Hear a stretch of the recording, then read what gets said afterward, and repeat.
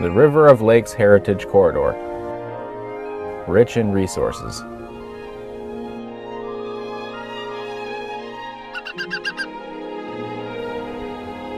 Ilaka, the name given this area by its early inhabitants.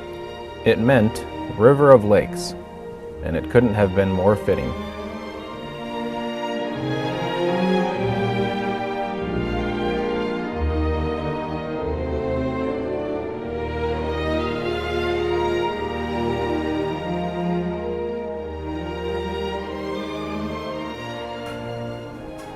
Villages of the Mayaka Indians and the nearby Timucua were situated along the St. Johns River that today serves as a liquid thread, tying the corridor together.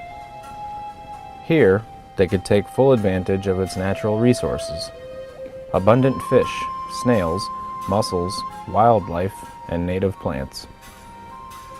These Indians, and those who came before them, explored this region by way of the St. Johns.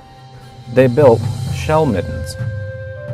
These mounds have yielded evidence of an extensive and sophisticated culture, one that evolved for 14,000 years. Paleo-Indians living here used their beautifully chipped stone weapons to hunt mastodon. Later inhabitants fashioned bones, shells, and even ceramics into decorative, ceremonial, and practical objects. Intricately carved wooden pieces, such as the owl totem from Hantoon Island, tell stories of these ancient cultures.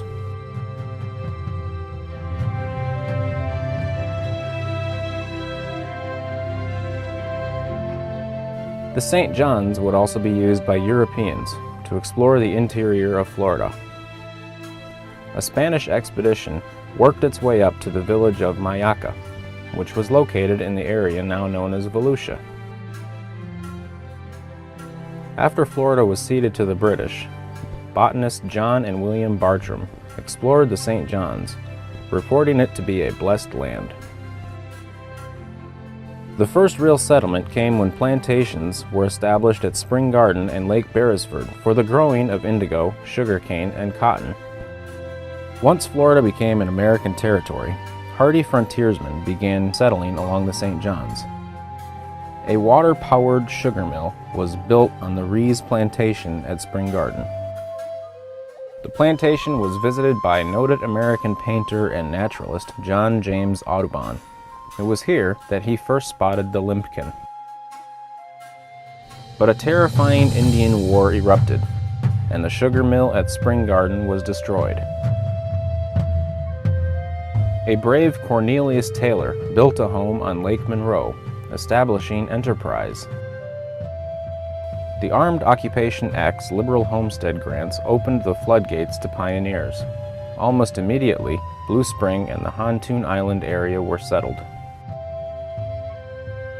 Jacob Brock began buying land at Enterprise and soon built a 100-room hotel that was the premier destination on the St. Johns.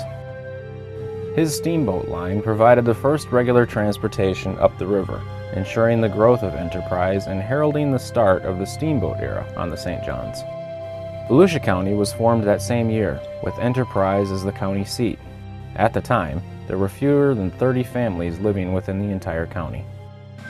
With the outbreak of Civil War, Volusia County Plantation supplied cattle, cotton, and other provisions to the Confederate forces. Spring Garden Plantation was burned down a second time by retaliating Union soldiers for this reason. The end of the war triggered a population boom that continues today. Steamboat travel and tourism grew by leaps and bounds. By 1870, the population of the county topped 1,700. New York wine importer Frederick DeBerry built an impressive mansion on 5,000 acres north of Lake Monroe. It was used as a hunting lodge and as the family's winter home for 7 decades. Today, DeBerry Hall has been restored and is open to the public. DeBerry formed his own steamboat line, carrying freight, mail, and passengers on the St. Johns. The Thursbys settled at Blue Spring before the Civil War and built a new home on the Indian Mound there in 1872. They carried on an active tourist trade at the spring. Dr. Seth French and 6 friends founded Orange City.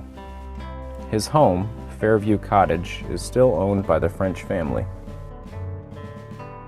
H.H.D. Yarman built the town's first hotel, now the 1876 Heritage Inn.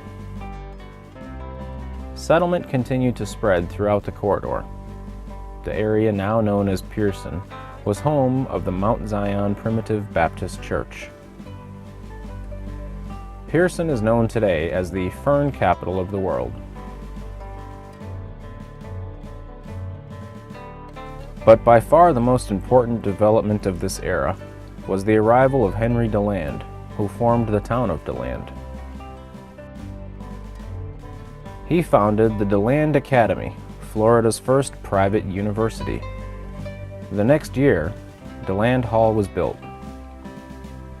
In 1886, the school was renamed Stetson University for John B. Stetson, who had assumed its endowment.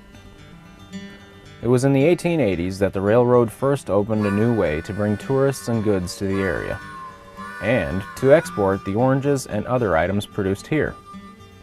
This marked the beginning of the end of the steamboat era. By this time, communities were taking root all through the area. Lake Helen was founded by Henry DeLand and named for his daughter.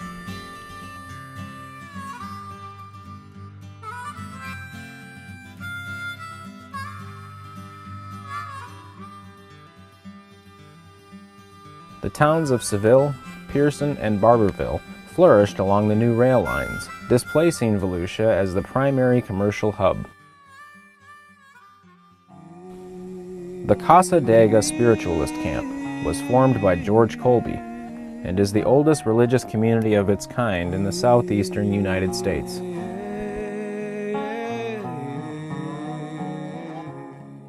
The Athens Theater was built in DeLand as a center of popular culture and is now being restored to its original splendor. 1929 saw the dedication of the Volusia County Courthouse in DeLand and the Orange City Town Hall, just as the country entered the Great Depression.